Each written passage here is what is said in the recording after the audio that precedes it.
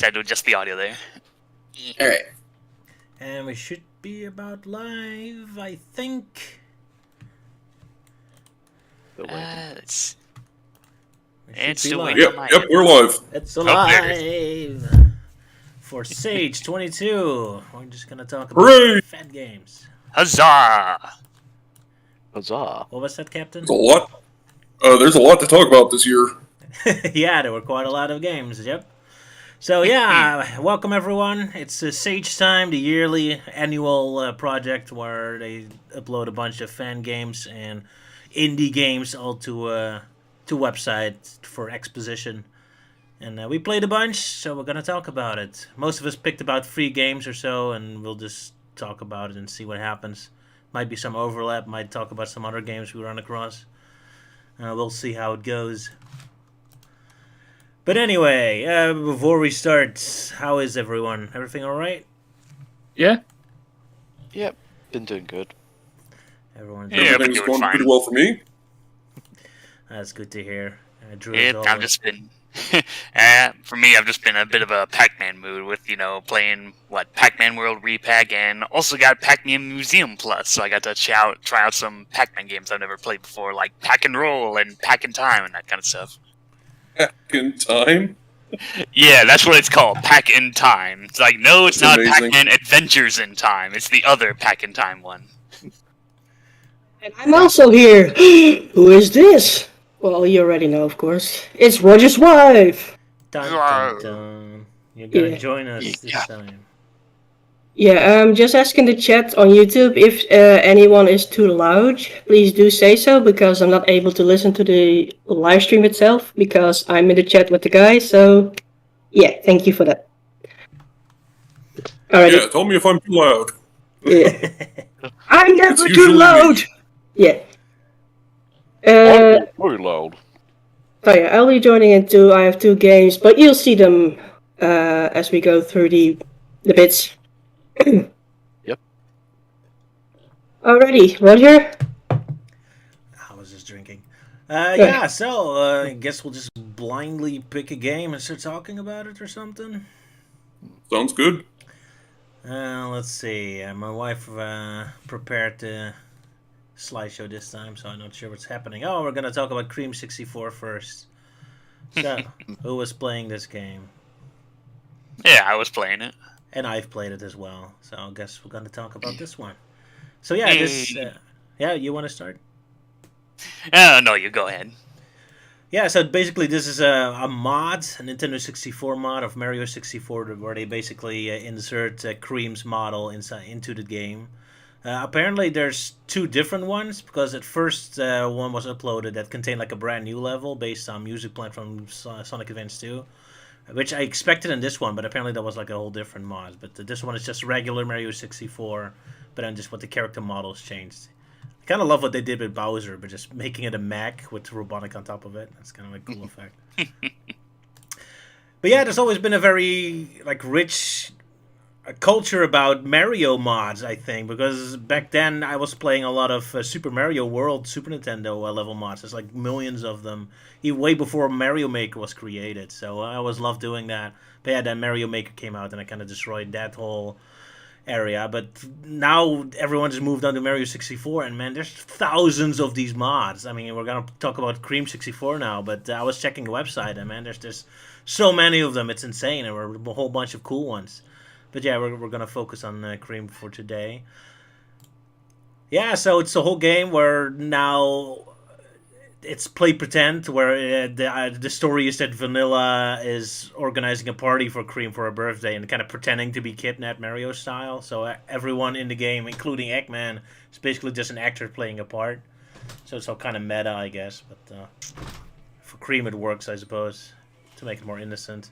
So, Melting Man, you enjoyed this game? Oh yeah, I enjoyed this game. It's my first time playing one of the one of these many Mario 64 mods. But yeah, this one was nice. I mostly played the version that had like the new levels that were added, so like the Winter Park and the golf area and the city area. But yeah, it was nice. It plays like Mario 64, and fortunately, it worked on my Xbox controller that I was using. But yeah, if you played Mario 64, it plays the same. There's like one new ability, which is like this hover ability, which is fitting. And I did play a little bit of the main game, which was just, Cream and Mario 64. And with that hover ability, you can really like cheese a lot of the bits. Like, in the bomb battlefield, there's like this big slope that you can't like climb up because you just keep sliding down. But if you do utilize the hover ability, you can like constantly ram into walls and do the wall kick and then do the hover again. So you can easily cheese your way up there pretty fast. Like, it really reminded me of like Luigi's gameplay from the DS remake of Mario 64, where you can just snap the game in half with getting through a lot of the challenges there. Pretty much, yeah. Yeah, so yeah, of course, Mario 64 was never built with that ability in mind. And most of the game is just that game again. Although they did make a couple bonus levels, like you said, a weird golf level, like a snow theme park level, and a city escape level, so that's pretty awesome. But they're mostly just search for 8 coins kind of levels. They're not really full-blown stages. In this case, it's searching for green rings, which is for the red coins are. But yeah, like sometimes you might run into like some random NPCs that are like apparently Cream's friends that are like in on the whole birthday surprise, or they're trying not to ruin it. Like, oh, good luck in saving your mother, rescuing the princess, that kind of thing. So you get like a bunch of like Sonic OCs, like foxes or hedgehogs characters, and then sometimes you'll see official ones like Tails, Vector, Blaze, and I think Marine's also in there. I noticed in the credits that she's like riding a shark in one of the underwater levels, so I'll have to check that out once I get more into the full version. Yeah, she's in a water stage. She's in the sunken ship. I saw her. So. But yeah, so they're all there, and I think they're playing around with giving them all like a little subplot, like Amy's looking for Sonic and all that. But yeah, it's not too complicated, of course. It's cute. It's exactly nice. what you expect it to be. Yeah, it kind of makes the game feel a lot more like open, because like in Mario 64 there weren't that many like NPCs to interact with. Here it kind of feels like there's a lot more. It's like, just chatting up with friends and having conversations, that kind of thing. Yeah, it feels really rich and populated. So man, I'm really looking forward to it, because apparently the creator of this mod is still working on the other one where it's more going to be unique locations. And man, I already love these old style like characters, how they look and all that. They look amazing, like the character models, and I just love the idea of a slower, like more RPG style or more slower platform style Sonic game. So the locations are great. The person who's making this is exactly my kind of sensibility. So looking forward to what they're gonna do next.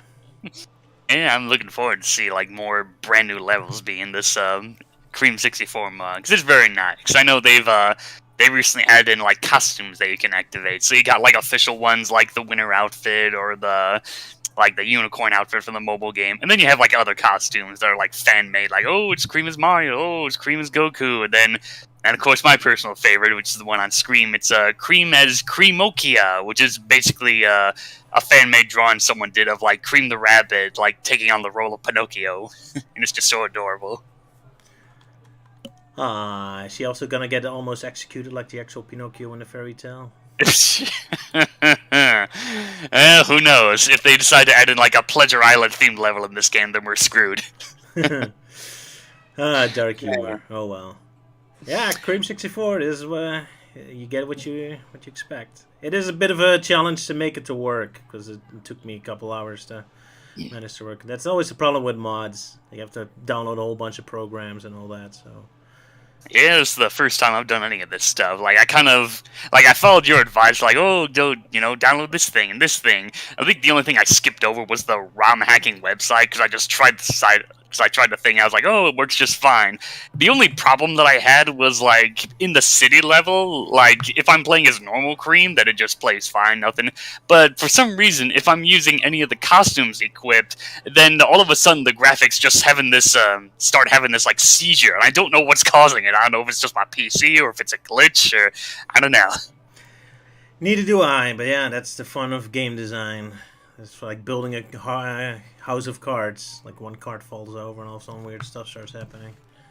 It's frustrating. I know all about it. Yeah, so I guess that's Cream 64 spoken of. Shall we move to the next one? What did Sylvia prepare for us? For the next one, it is Dormi Veglia. Oh, the Nights in the Dreams looking game. Who played this one? Played that one. I have no idea how to pronounce it either. Just asking the chat. Is my audio okay now? Because someone mentioned I can barely hear you. Yeah, you're a bit quiet, yeah. How about now? Could still be a bit louder. Okay, one moment. Yep. How about now? That's good. Yeah. It's better, yeah. Okay. If it's too loud, chat, just let me know. I just want to do it right. So yeah, Dormiveglia, or however you want to pronounce it, is a what I would say a finished demo, because I tried a different game. It wasn't really finished, but I like how this one has worked out. How to explain this story? The city is being attacked by this lady on the screen. I forgot her name, and you have to go out and help the people. You have to collect these. No, wait. The main story is that you have to go eventually look for these runes. But in this demo, they don't really show much of it. This is pretty much the first start, like the beginning of the game. Roger, the second picture. It's gonna take a while. There's a bit of lag, but I have to. Oh yeah, right. Yeah. The mechanic you have in this game is that you have a whip, and there are two buttons for it. One is to whip enemies with just to defeat them, and the other mechanic is that you use the whip to lasso around items, like in the one picture shown that's on the block. You can pull the black block with it, and with the first whip you can also whip along to the ring to swing from place to place. I really love the coloring of the backgrounds, as you can see, very lovely. Even some things are happening, like those hot air balloons are moving about. There's even a monster jumping around, smashing buildings that just collapse. And yeah, I played this game 2 days ago, like yesterday, but I already forgot a lot of it. So yeah, that's about it. Yeah, it was a good game, but it's a short demo. Okay, if Fair it was enough. longer, it would have been having a more impact. But it's a fun game. Yeah, I love the art style. Really reminds me of the Shantae games. There's probably a big influence on it, but Could have been, yeah. it's really Yeah. awesome pixel art. I love this sort of stuff. Really, yeah. But yeah, I guess it's just Shantae, but then with more Castlevania style gameplay with the whip stuff. But now in an Asian city instead of more Arabic. Yeah, exactly. But yeah, it's still quite challenging and figuring out how to use the whip, because sometimes you have to jump and right at the exact right moment use the whip to latch on to something. So either that's like the how hard the game is, or if it's like something they still need to fix. So yeah, but I think if this game once it comes out, I might actually purchase it because it's that fun to play. So yeah. Yeah, you're gonna play it on your own stream? Yeah, I'm gonna be. Yeah, when it comes out like full version, I'll play it on my stream. Which is on Twitch. Oh, well, how do you call this? Throwing in your own thing into someone else's stream. Self-plugging. Self-plugging. Yeah, that's the word. I'm streaming on Monday evening. You can see on my YouTube. No, not YouTube. On my Twitter channel, where I'll be notifying when I'm going live. At the moment, I'm playing Undertale, already halfway. You can find me on Twitch with the username Double Silly with 2 Y's. So if you're curious to look at my live streams, you know where to find me. Back to the stream. Sorry. Fair enough. I guess it's time we go on to the next game then, if no one else has anything to add. So, Or questions. haven't seen any in the comments, alas, except a lot of people are referring to it as like a Castlevania game, as I already said. Castlevania 4, particularly. Sonic Worlds DX. Who played this game? I did. How dare you, sir? It's a great game. Yeah, go ahead, talk about it. Okay, so there's a lot in this game, like so much. Apparently, this game's been around for a while, and like the modding scene has been around for months at least. So I was curious to try this one, and it's it's got a lot going for it. There is so many characters already, and it's like not even half of the full roster that they're planning on adding. And each character has their own moveset, so each character like has a full tutorial to play, just so you can figure out how to use all of their moves. Because some of them, like Silver, is incredibly complicated to play as. Oh yeah, because like he doesn't work quite like he does in Sonic 06, where like in that game you had 2 different buttons, one for grabbing things and one for throwing things. In this one, it's the same button, so you have to grab things, and in order to throw them, you have to be moving, and then press the button again. Otherwise, you'll just drop whatever you're holding. But he's also got unique moves, like if he jumps after a stomp, he jumps even higher than normal. And he's also got like a projectile he can shoot out at the cost of 10 rings. Anyway, maybe you need to explain what the general gameplay is, because we haven't really mentioned that. I don't really have good fair enough. So, it plays a bit like an adventure-style game. Yeah, I'd say that's fair. So there's really long, somewhat linear levels, and they do have branching paths, but it's usually based on what character you're playing. And these levels are really long, by the way, and kind of challenging, so they're really fun. They got all kinds of egg pawns around that you can destroy with homing attacks or regular attacks or whatever you have. And there's different ways to reach certain areas, like, for example, Sonic and Shadow can use the Lightspeed Dash. Tails can, of course, fly. Knuckles can glide and climb. Amy has her Hammer Vault thing, which is a little difficult to use because you have to wait for the entire animation to go through before she actually jumps. Whereas in, like, Sonic Adventure 1, she would just jump as soon as you press the button. In this one, you have to wait for her to actually swing her hammer down. So, in the tutorial, I actually fell off the stage several times because I was trying to hammer vault as close to the edge as I could, and it didn't work. So, I think that's something they should definitely change, is make that more, more instant, I would say. There's also, like, a lot... Oh, are you trying to say something, Roger?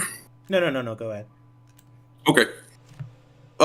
There's also, like...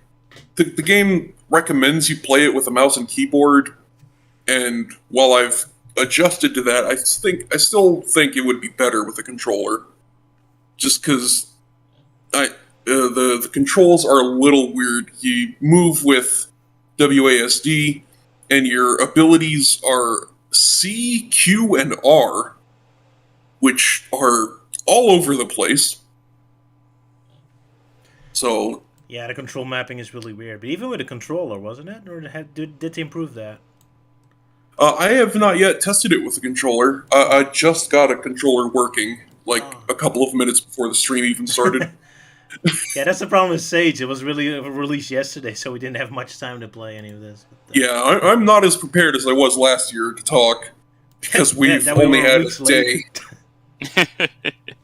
Yeah, this is my first time doing the Sage stuff, so I'm... So, there's also a Chow Garden in this game. It's been on the screen this whole time and I haven't talked about it. Yeah, there's a Chow Garden. It's just straight up like a Chow Garden from the adventure games. You can raise Chow, you can train your Chow, you can buy items for your Chow, feed them, put them in races and karate tournaments, all kinds of stuff. Anything you can do in Sonic Adventure 1 and 2, it's here. Yeah, it's nice to see the Chow Garden still getting some love. Yeah. I see a lot of fan games, surprisingly. So, good news for Chow Garden fans, yeah. Yeah, it might as well stick with fan games, seeing as how Sega can't be bothered. But then again, I've heard some talk that apparently making a Chow Garden in an official Sonic game is very, very complicated, from what I've heard. I would imagine, yeah. There's a lot that goes into Chow Garden. It's a surprisingly deep, it could be its own game, honestly.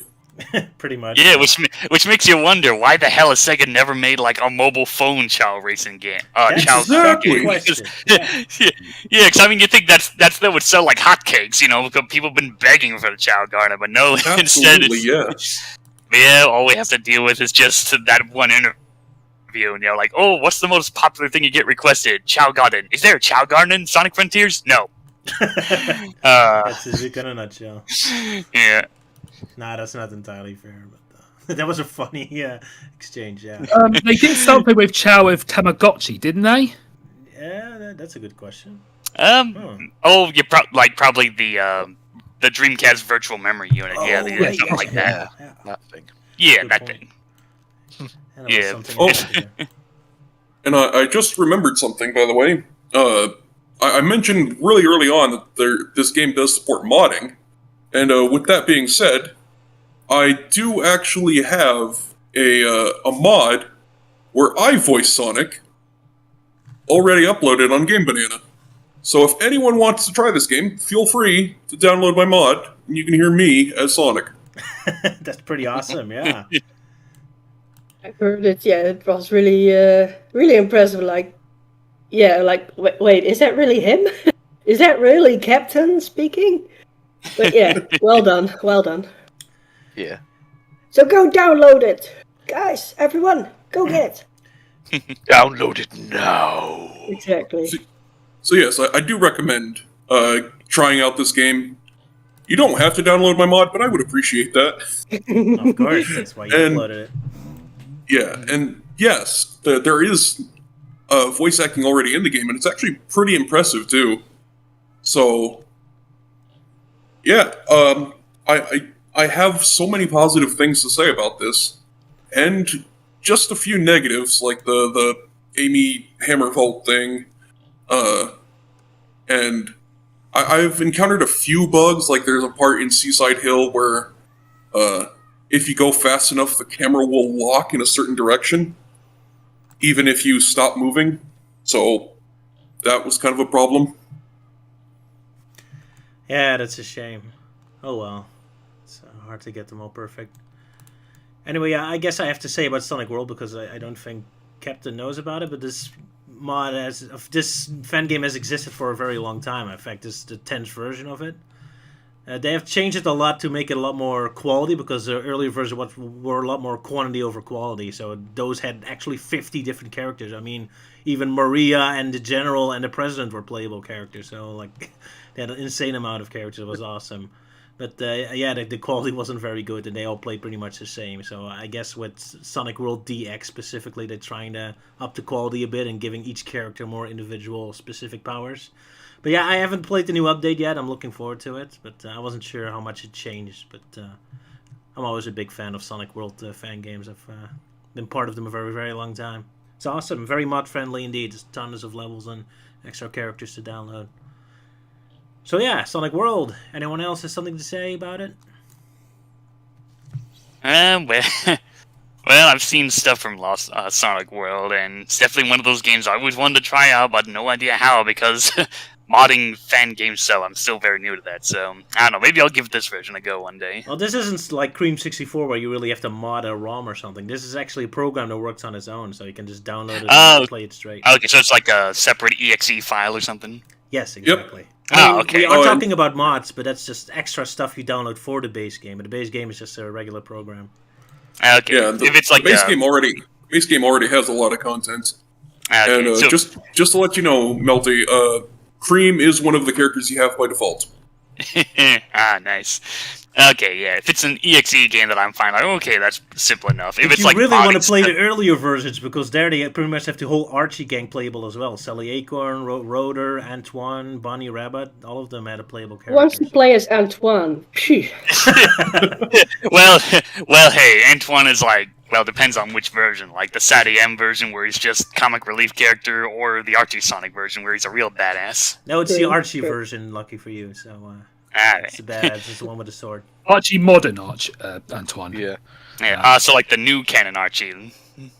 Yep.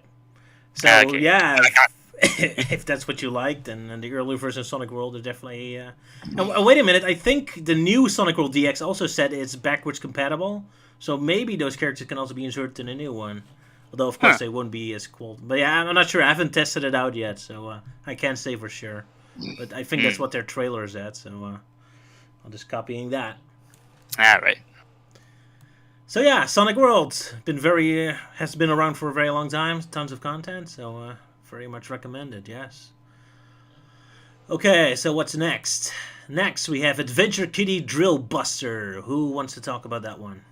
I think I'm the only one again this one because I decided to pick out non-Sonic games because I already knew you guys would be playing Sonic games. So Fair yeah. Just one minor thing about Dormi Veglia. If you want to go try it out, it works fine. However, when you are on the start menu, only press was it the X? Yeah, I think it was the X button, the lower one button, or else the game will close. And I had one case of the gameplay where the game actually suddenly just turns off without a warning during playing. I have no idea why it happened. It just randomly happened. So you've been warned. Anyway, yeah, the game Adventure Kitty Drill Buster looks cute. It's quite fun. I actually finished this demo too. It feels like a demo, like with the previous one I've played. Yeah, I'll just read out aloud what the website has to say about the description, because or else I'll just trip over my tongue again. Adventure Kitty Drill Buster is a fast-paced drilling game where you must collect coins to break barriers in unique biomes filled with dangerous enemies, preventing from reaching your goal. Let's see on the screen. Yeah, like Roger is showing on the screen, you pretty much need to collect enough coins to be able to reach to the next area. Those barriers are also checkpoints. And the next picture, Roger? I'm there. Just Okay, lag okay. as usual. Yeah. The enemies I encountered were like cannons, drills that go either horizontal or vertical, or enemies that like circling around in a certain pattern, followed by a leader, which are the red ones, which makes it quite tricky to just drill through the ground. Yeah, to get down to the coins and to get down to the finish. It was fun. It was quite challenging. However, I wasn't really a fan of playing it with the D-pad, the arrow buttons, because it's literally like click, click, click going down instead of like smoothly going down. But besides that, I've quite enjoyed playing this game.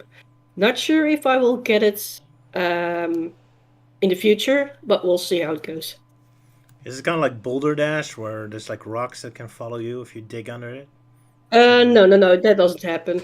Oh yeah, the comic thing. I really hope when the full version comes out that they continue doing this, because the comic explains like picture by picture, which appears one at a time, like what the story is and what's happening and such.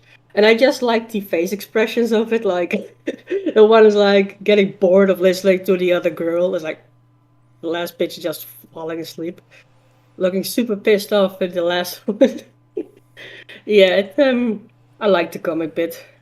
Yeah, great art style. So It's simple, but it works for the game. I mean, it's just to explain something, and that's it. The gameplay itself, looking good, doing what it does, doesn't have to be overcomplicated, but still nice looking. And the music isn't like getting annoying at some points. Sometimes you have games that have like the same song over and over again, getting boring. But this one, yeah, it's all right. So it's kind of like the Mario 2 sand digging levels. Kinda, yeah. Okay, cute. Anyone else has something to say about it? Well, it looks cute, but yeah, don't got much to say. I haven't played it for myself. All right. Guess then we move on to Luke's game. What was it called again? Which one? No, wait. Your game is now up. It's Buck Up and Drive. No, it shouldn't be. Oh, I'm seeing. I'm looking at my screen. I see the next. Well, on my. I got the open in Flash. The next one should be Buck Up and Drive. Yeah, but I added Luke's games in between. Oh, okay. Right. Sorry Well, to that's talk your- about the Oregon. Well, that's your fault then. Carry on. But damn, I don't know the name. Looking up. Hang Or on. was Very it well the prepared. was it the velocity or something? Velocity. No. It's Havoc Fox. There we go. Oh right, yes, Havoc Fox. Yes, I checked out the game because it looks a bit similar to Freedom Planet in terms of design. I mean, I don't mean what I call it like a rip off of Freedom Planet because it kind of looks like it. I don't know if they're the same sort of people are working on it because it has the same kind of theme. You got these anthropomorphic characters and a colourful Sonic-like setting, and I think they borrowed ideas from Mega Man X. You play as two characters. One is a fox cat-like person called Gray, and another is a little cute little green creature called Venice the dragon, who has this little bird thing on her shoulder. Both have melee attacks. Gray has a sword thing and like can just shoot, and Venice can whip things with its like bows and also the bird can shoot projectiles and also has a hover ability. I think both of them kind of has a difficulty thing because when I was playing through Gray's levels, they were pretty hard. Because the first level was pretty straightforward. There was a very tough bird-like boss at the end that kept killing me, but after learning its attacks, I finally got it. The second level, which is sort of like this water fairground theatre thing, that was a lot harder because there was this giant ball-like boss and a crane thing, and it was I had a lot of difficulties with that one because I kept dying all the time because there was this part where I had to go through this cinematic theatre with like rivers of buttered popcorn that I kept dying in, and also you find this mini boss which is like this black and white character that just shoots at you. And then I got to this crane, and then I died, and I was sent all the way back to the beginning of the theatre level. I thought, I sod that. And then I went straight over to Venice's level, which I had a lot more fun playing, because the first level, which is where you go through this city, is very similar to that city level in Freedom Planet, owned by that little emperor guy. There's a really good mini boss where you're fighting this female deer character who's like a leader of a gang, and near the end of her death, she summons her whole biker gang, which is like this huge mountain of bikers piled on top of each other, and then suddenly a train crashes right into them, which I thought was pretty funny. And then the level after that, I remembered like going on like these leaves. I kind of forgot what the boss was, to be honest. But then after that, you got these extras where you fight these two other bosses. For Gray, he has to fight these two normal-looking cats who were having a conversation, and they saw the Grey cat and says, "Who's this?" And he looks like us. And said, "Well, let's kill him anyway." And yet then they kept killing me because they got these two little normal cats and they kept kicking my ass. So I thought, right, sod that. So I went over to Venice's optional boss, which is quite unique and interesting. She's like this this scientific genius professor, and she floats around in this computer matrix thing, and she summons different computery things after you, like this 3D wire mesh ball.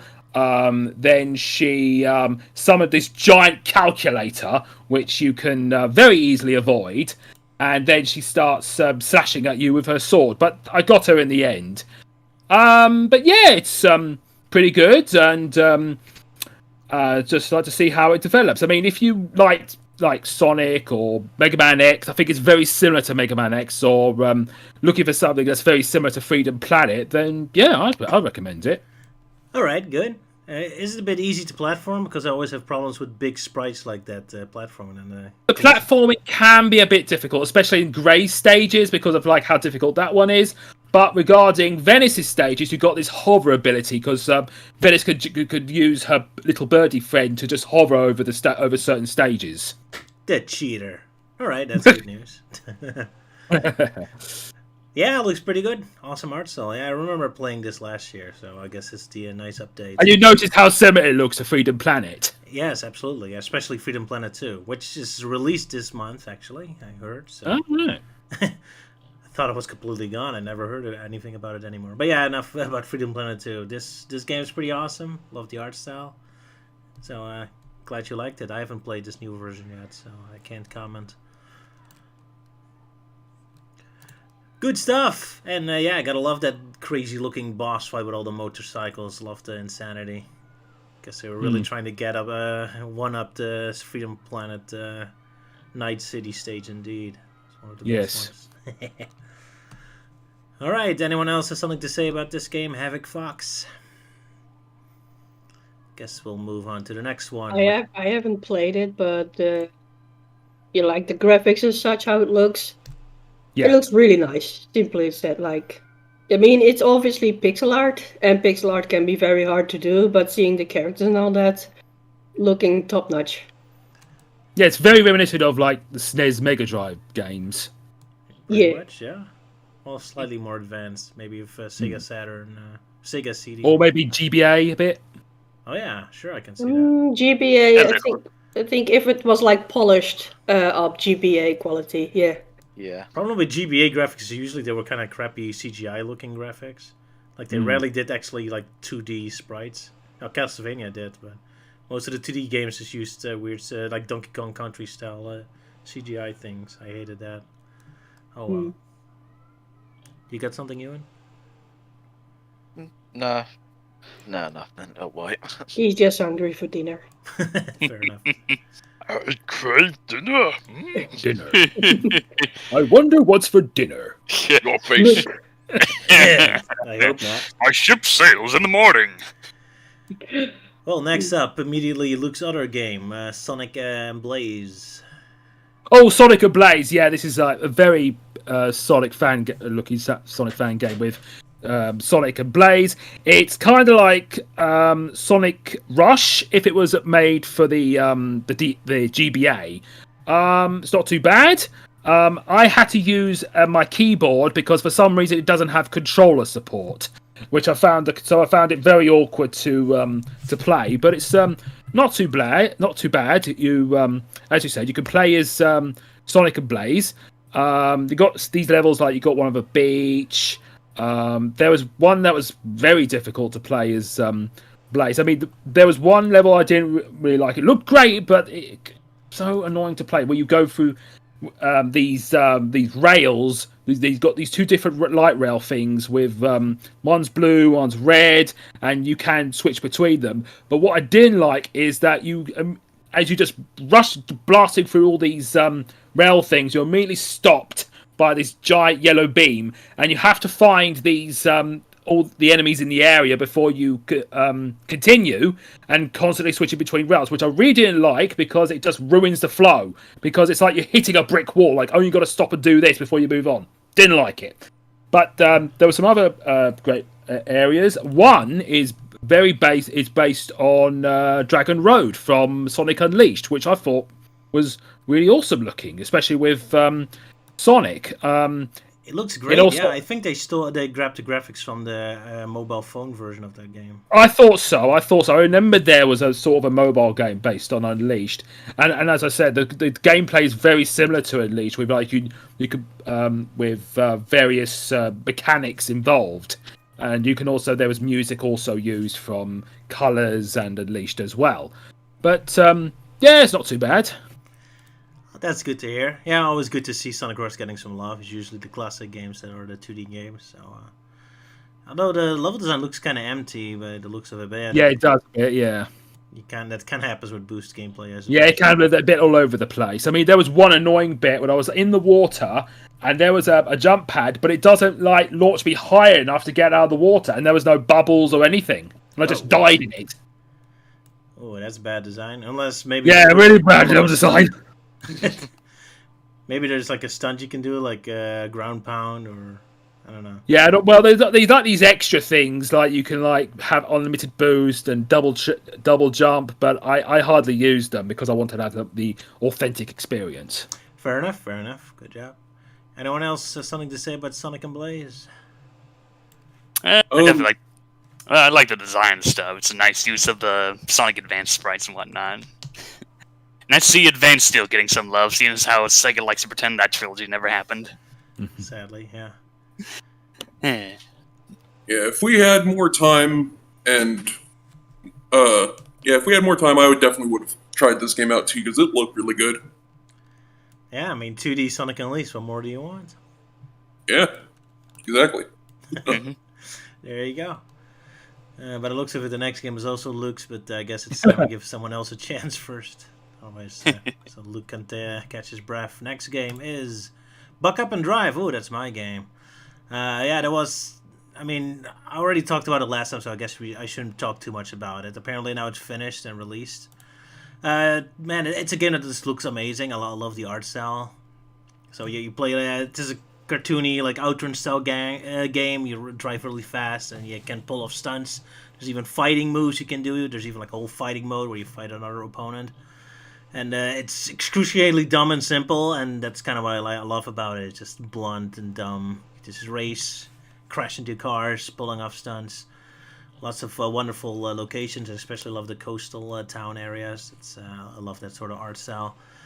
One problem I had when I played the game first time through is that I felt like I was kind of missing half the gameplay, because even though it's super easy to beat all the stages, but to unlock more cars you need to defeat a rival, and I just didn't have a single chance for that at all. Like, they just blasted right through me, so I felt like I was missing something. And I was looking at the instruction, all that, and they always said that you had fighting moves, you get instruction for that, but I never see them, and it was really weird. It felt like I was missing half the game or something. But eventually I learned that you're supposed to rely a lot more on drifting, which I never really did because it never felt right. But only when you drift can you actually unlock a lot of extra moves, and that as soon as I realized that, the game became a lot more fulfilling.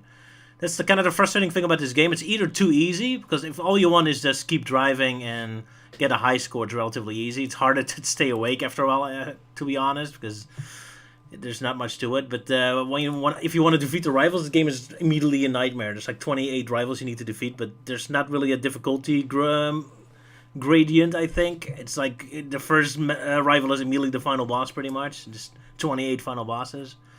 So they really want you to perform perfectly immediately, and it's very frustrating to me. But yeah, I don't know what to say about it. Awesome art style, love the idea, but execution's a bit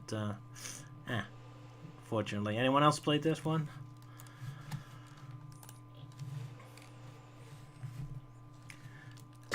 I guess Lots of not. cricket. Then we move on to the next game, Outclass Hunter. Who played that? Ewan? Your turn? Yeah, that was me. How dare you? Yeah, no, finally I get to say something. Poor Ewan. Yeah. That's alright, I'm always seem to be the one left out. Because Roger seems to have a negative thing for me for some reason. Not so much negative, I just keep forgetting you exist, which is probably worse than a negative. Exactly. Right. That's what's so negative about it. But this time you have to blame my wife, because he's the one who organizes the file for the most part. Ha! Although don't worry, even if I was the organizer, I would forget you too anyway. I'll grumble about her later. Poor Ewan. Yeah. Yeah. Hey, we just Overall, gave you a give chance to Roger- eat your dinner, right? Well, I've had a starter, being the fish plate. So yeah, at least I should be alright for the next few minutes. Few minutes. But yeah. Hurry up! Go, go. But yeah, apparently this game has appeared on Sage before in like the past couple of years, like in 2020 and 21. But I've not really seen too much like changes, like maybe some tweaks here and there. But obviously for you, Roger, you kind of suffered in trying to play the game because you only had like about 2 frames a second because apparently it's using like the Unreal 4 engine. That's correct. This game did not run very well on my computer, so if I want to give it a chance, I have to throw my wife away from her computer and try it on hers. Yeah, I mean, even for me, it kind of chugged a bit, but was able to muck about with it and was able to get it in a more sort of smoother state.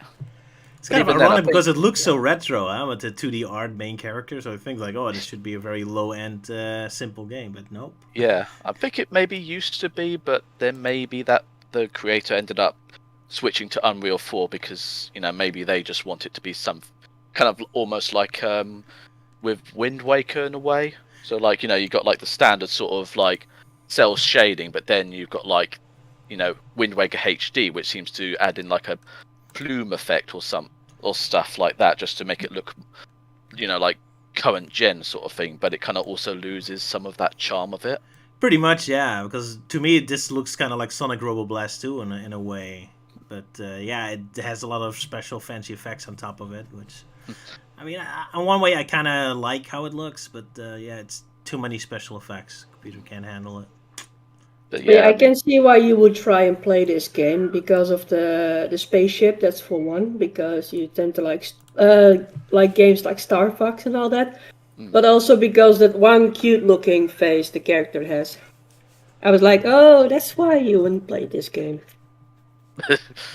Well, no, it's primarily just because it was one of only a few games that you can download on Steam. So even when the whole Sage thing ends, you can still go onto Steam and download it. Mm. Fair enough. I guess they're getting closer to a final release. Yeah. When I was putting this together, by the way, I think it was the last picture. The explosion. Yeah, I thought that was really well made for something like this, like how the pixels and all that explode. Like you can actually like, it's very convincing. It's an explosion. Well, of course it is, but yeah. But you yeah, know it's what like, I mean. Yeah, you can almost feel it.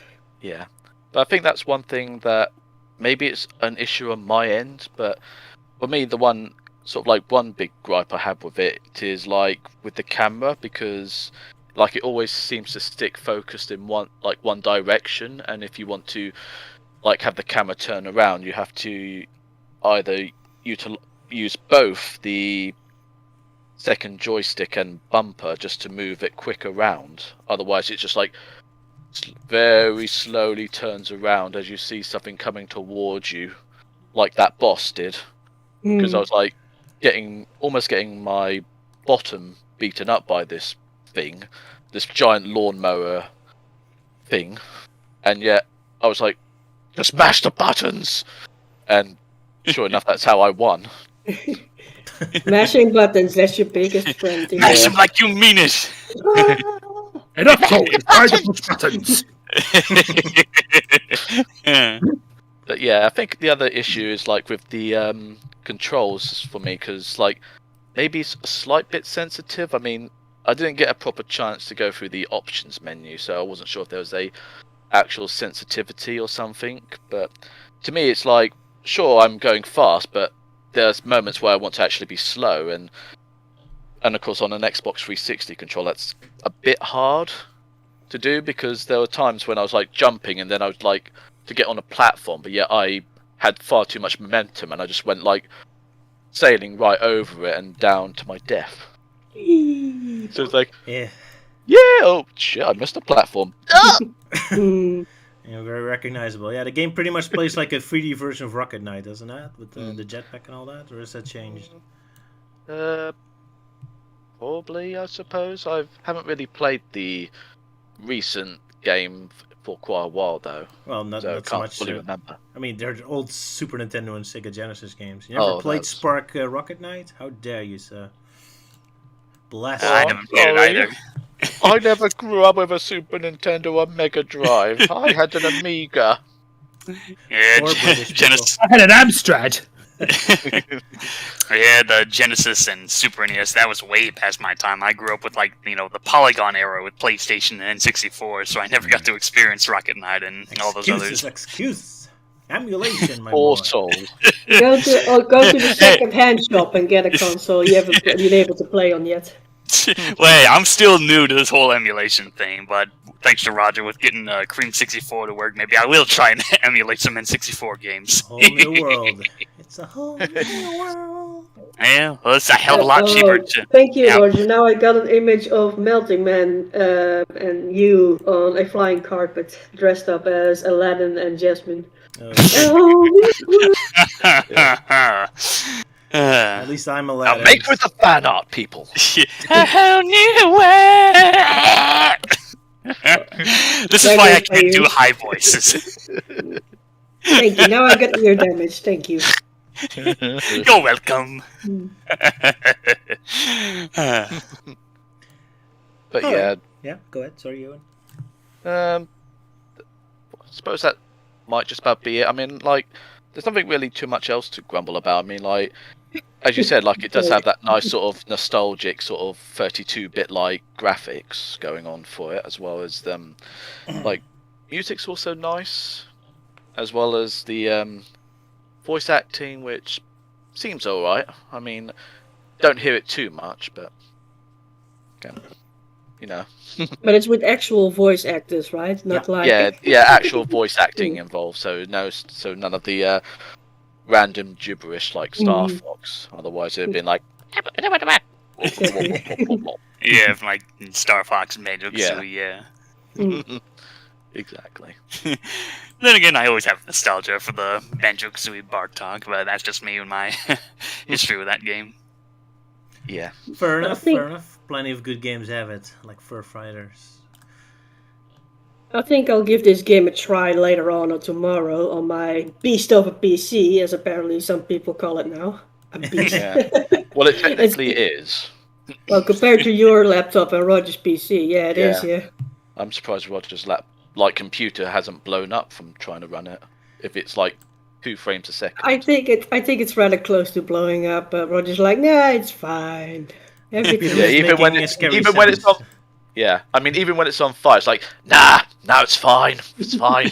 Like that meme. Yeah. It's like this constant ticking time bomb. It's like you think it's gonna go off, it's like, oh nope, there's a delay, or nope, it backfired. Wait till next time. Yeah. Yeah. But yeah, Roger's allowed to use my PC to try out games and such, but that's about it.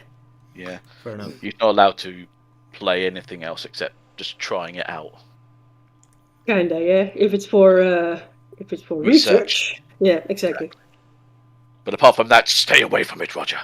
My precious, my precious. Point taken. Point Yeah. taken. Precious. But yeah, I'm very careful with my PC, yeah, because it wasn't the cheapest one. Yeah. And it has a what do you call it? G4 RTX 3060 graphic card in it, and that was quite expensive, but it's worth it though. I mean, mwah, je magnifique. And that's what we do it for. So, Oui. that's Outclass Hunter for now. Yeah. Alright.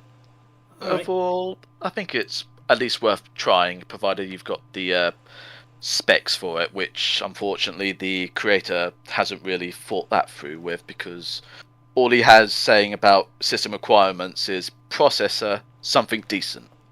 That's all he says, just something decent for the processor. Oh, I need more of something Yeah. decent. Yeah, and graphics, probably at least a 9 series NVIDIA card or an AMD equivalent, which doesn't exactly help. No, even I'm like, what? Yeah. Or just follow Ali Mao's take. Just use duct tape. There you go. I'm not sure how duct tape is gonna help. I mean, duct tape fixes everything. Yeah, good luck with that. Alright, So- next up, another Melting Man classic. Sonic Mech Origins. Oh yes, this game. This is this was actually something that was brought to my attention when we were getting things organized for the stream. So that was kind of the first thing that I tried out with Sage 2022, and it's very interesting. Basically, Sonic Mech Origins is a fan-made compilation game of like those little Sonic LCD games that McDonald's used to sell at Happy Meals from like the early 2000s. So yeah, this is a game, a program that has like emulations of like all of these. 'Cause it's kind of amazing that we've already gotten to the point where there's actual emulation for these LCD games. But yeah, it's nice. It has almost every game. Like there are a few missing, like Shadow Hockey or whatnot, but it's a nice way to try it out rather than trying to hunt down the actual handhelds and just pray to God that they still work. 'Cause I imagine the old software is kind of deteriorated over the years. But yeah, they're like very simple games. There's like flower catching. There's like gotta stop the soccer ball from coming in, and some are reskins. Some have like fire buttons. Like there's one Sonic game that's just one button, which is just you just hopping over blocks. But yeah, it's interesting to see it in a nice compilation pack. Yeah, it's really up your alley. Like that obscure stuff. Yeah, I have covered a few Tiger Electronic games on my Forgotten Media series, where there was a Nightmare Before Christmas one, and then there was a Crash Bandicoot one, and I've been meaning to try and get around to doing a Sonic Underground Tiger Electronic game. I just haven't gotten around to it yet. I have the thing. I didn't know that. Oh yeah, it's very obscure. So yeah, there was the one and only time Sonic Underground actually got a game, and it was a Tiger Electronic game. Ouch. This is the first I'm hearing about that. Yeah, it's definitely pretty obscure. Like, I have the thing, and funny thing is, I got it around Christmas time, and it was in the original package that my parents ordered it from, like, eBay or Amazon or whatnot. So, I opened the box, and it's this big wad of bubble wrap, and it took, like, it must have been wrapped around, like, 17 times just to get the damn thing unlocked, because it was, still in package, still mint condition, and then I had to ruin it. I can imagine on it, one of the buttons would be, like, play guitar, and on the other button would say, find mum. Yes, surprisingly, there's a lot of buttons for the Sonic Underground Tiger game. Like, there's 2 buttons to move around. There's, a pause switch, start sound, and then there's this lever that causes this little, Sonic marble to, spin around. I think that charges up the spin dash. I don't know. I haven't played much of it, but it's gonna be a while. Most because the screen for it is, super tiny, so I have to really fiddle around with the camera to get a good shot for, gameplay footage. Fair enough. Can be easy, no. Yeah, it's shocking how they could emulate it. But yeah, as of now, Sonic Mega Origins, it's a nice compilation. I'm hoping that in the future they will incorporate the missing games. That it'll be a nice complete package. For these simple games, there's not much. They play fine, moving around. There was only one instance where one of them kind of crashed, but other than that, they work fine. They still have all the bleeps and bloops. Some of them have, just generic bloops, and some of them have, little jingles. If you beat a level that's, there's, 4 levels, and the only difference is that the speed of the sprites become a lot faster. So in some of them, they flash on screen if you win, and in others, they play this little jingle that plays. You're like, do do do do do do do do do do do do do do. So yeah. What is it, Ewan? I'm surprised you remember that. Yeah, that's because I used to have some of these old Sonic LCD games from McDonald's. I mostly had Knuckles Treasure Hunter, Sonic Skateboarding, Cream Flower Catching. That's it. So it was nice just to replay these games and experience a lot of them that I never played, like the Knuckles Soccer one and the Amy and Rouge tennis match. Yeah. I think you mean Amy and Rogue. Oh yeah. I guess I should mention, yes, this compilation does include the games that were featured in that very terrible Pakistan commercial for McDonald's. Oh yeah, I remember that one. Basketball.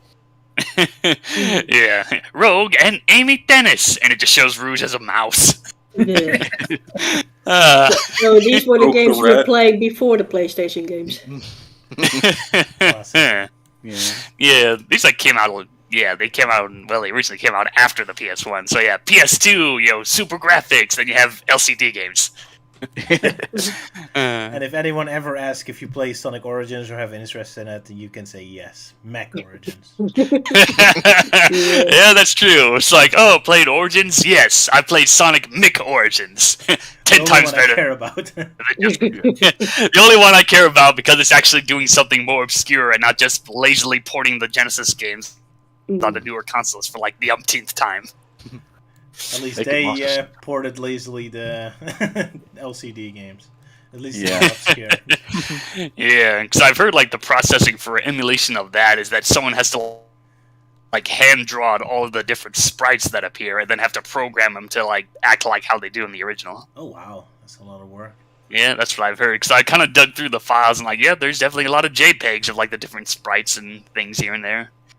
Huh. Yeah. Oh, I should probably mention some of the features. So aside from that, it also features a few Sega games because it was weird when the Sonic LCD games came out. They also featured one random Sega franchise. So 1 year it's here's a Monkey Ball one, and then another year it's here's Billy Hatcher. So it does feature those 2 games. Yeah. And for new features, not much, but it does feature you get to see different views of the screen. You get the main view, which you can play it there, but for some reason there is a bit of a lag. But if you play it full screen, then it works fine. But yeah, you get a front view, a back view. Some of them have like scans of the instruction manuals. And the only unique thing this compilation has is, the play switch, the stop switch, and a pause switch, which was never in the original game. So hey, at least you can pause it because it's kind of nice. If you're trying to marathon Knuckles Treasure Hunter and just want to pause, then there you go, because that game is like freaking long for how many levels that has. It's probably the longest out of the LCD games. Fair enough. All right. So, glowing recommendation from Melting Man. Yeah, for all those YouTubers that want to talk about bad Sonic games. There you go. Play the LCD games. But McDonald's. But only the McDonald's one, if they're gonna import the other one, because then has Sonic 3 and Sonic Jam also have an LCD game. Yeah, Tiger Electronics did a few Sonic games, like the trilogy, Spinball. I think Sonic Adventure also had an LCD game at one point. But yeah, so that would be nice to see, like someone else do like all the Sonic Tiger games, because like the only one that actually did come back was Sonic 3 when Hasbro somehow decided to just bring back Tiger Electronic games for no reason. Yeah. Well, I'm just going to wait until see how they figure out how to port over the Sonic Underground LCD game.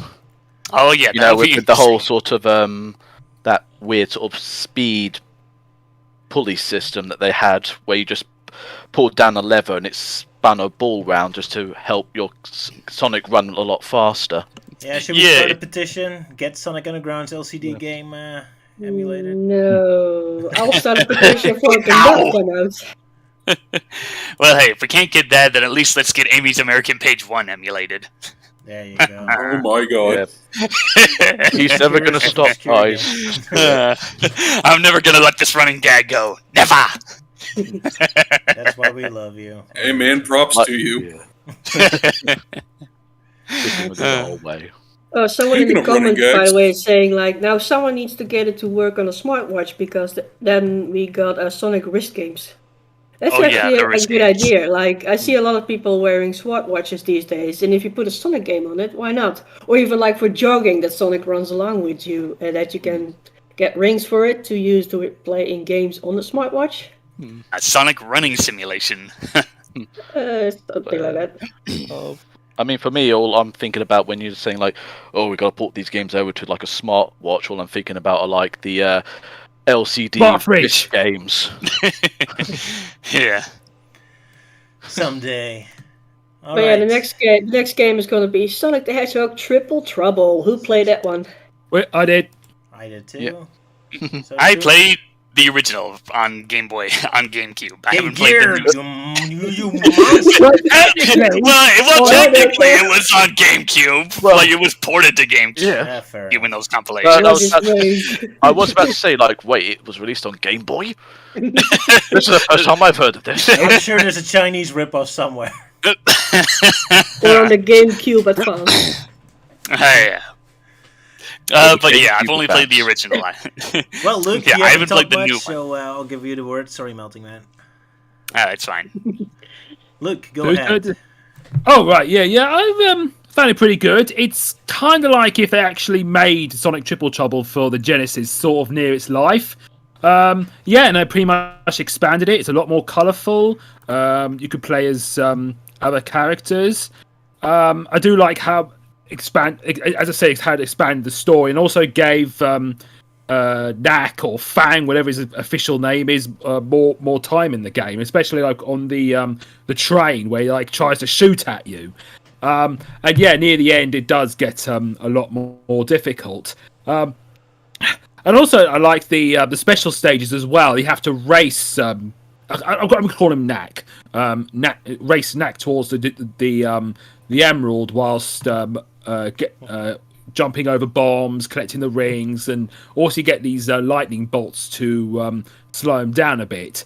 And also there's this competition mode where like you take on an AI character, sometimes Knuckles, sometimes another character, like collecting balloons or racing, and I just found it way too difficult, so I just gave up in halfway through. I don't know how to alter the AI on that, but I rather enjoyed it. Yeah, absolutely. I love the upgrades they did. They even added a whole new level that wasn't in the original, like a sky-based Pur- stage. There was something called Purple Palace, where if you go through the snow stages, there's something I wanted to add about the snow stage. At the very beginning, there's a 3D part where you go down the slope and so you snowboard down the slope while jumping over drones. And I wasn't sure if that was in the original game or that was taken from Sonic the Movie 2. But also in the level, if you go down a certain pit, you end up in an entirely new stage. I think it was scrapped, called Purple Palace. Oh, and I didn't know that. Okay, cool. Yeah, and you can go through it, and you can like avoid the boss in the snow stage. Is that Purple Palace based on the original bonus levels because they took them out? The original. Robotnik Winter, that was the name. Robotnik Winter 2, that was it. Yeah, that's the. Oh yeah. But yeah, snowboarding was in the original game, but not in a 3D perspective. It was just power up you used in the level, which I think is what Sonic Generations used. The only Game Gear reference in the entire game. Yeah, that's always one thing that I always found that really annoying. Because like in some early like press or interviews about Generations, they're like, oh, you know, the handheld, they'll have like exclusive handheld levels, blah blah blah, and yet the only one we got was freaking Water Palace Zone from Sonic Rush. That was kind of funny because later they confronted Yuzuka about it. It's like, what about a Game Gear? And he said, oh, that's old. It's like, yeah, Green Hill Zone isn't then? What is it? Isn't that the whole point? Yeah, he says that's old. Oh, fuck you, Azuka. But Yeah, dissing on the Game Gear games is a crime, especially to Roger. Yes. I wouldn't go that far, but yeah, there's a typical silly answer from him. Yeah, so this game is completely finished now. So it has been a demo before, twice before on the stage, I think. But yeah, the game is fully released. It's a full-blown, full-size Genesis game. I'm kind of confused why they felt it necessary to make it like a direct sequel to Sonic 3 Knuckles. I mean, fan games always have an obsession with that all the classic games immediately take place one after another. Like, I kind of like to see the Game Gear games as like more episodic. Like, it isn't like one big epic adventure that keeps going, but more like here's just little adventures they have in between. But for some reason, fan games always want everything to be like one epic flow. So now it's like... Yeah, they want to like work out some kind of timeline in Sonic. Exactly, yeah. I mean, I guess it makes sense if you still want to play with the fact that Knuckles is evil, although this game has like a different explanation for that. But yeah. But yeah, I need to, what Luke said. I loved how they use Fang a lot more. I mean, this is his game, and in the original, he only shows up in the bonus stages. Now he's like a full presence constantly. So that's pretty awesome. Yeah. I'm just curious, by the way, about the top picture with Fang neck. Is this like still a cutscene, or is it actually like the gameplay where it's shooting at you while you're dodging it? Yeah, that's gameplay. So you actually see his gun arrow. Okay, I cut it out of the screenshot there, but you have to. Oh, that's interesting. Oh, right, that's pretty cool. He's actually shooting at you while you're running on a train. So the train sequence from the original Game Gear version, which is the most popular segment, is really elaborated upon here. It's like it's a whole big change this time. Oh, speaking of the train, like, does this fan-made game have like an awesome remix for Sunset Park at 3? Because that's like one of my favorite games. It's similar. It's a pretty good remix, yeah. Ah, sweet. I always loved the music from Triple Trouble. There was like that and Robotnik Winter and all that. Yeah, it's Wouldn't pretty surprise nice. me if it's already on YouTube. Well, yeah, so this game is fully out, so we can play it. It's get my full. Yeah, and also they fixed it something. Like when I originally played it and I played through it, I missed some of the emeralds and I couldn't go back to collecting like you could do in Sonic and Knuckles. But then they released an update where like you can go back and collect the emeralds so you can take on the true final boss, which is pretty awesome, by the way. Ah, that's nice. Good to hear. Yeah, so good news for classic fans. Another full-blown classic game to play. And even if you know Sonic Triple Trouble, this is a whole new experience because everything has a new twist, everything has new gimmicks. It plays pretty much as an entirely new game. So, yeah, good stuff. Yeah, I've seen some bits of it. Like, I saw a gameplay of, like, this Metal Sonic battle that happens at one point, and the one thing that really took me by surprise is that apparently one of its phases is, like, turning into this red robot weird thing. And funny enough, this was actually a scrap design for, like, Mecha Sonic or Metal Sonic that was planned for Sonic Extreme but never happened. So it was pretty cool to see that be utilized in this fan-made remake. Looks like a Mega Man character. That's kind of weird, but okay.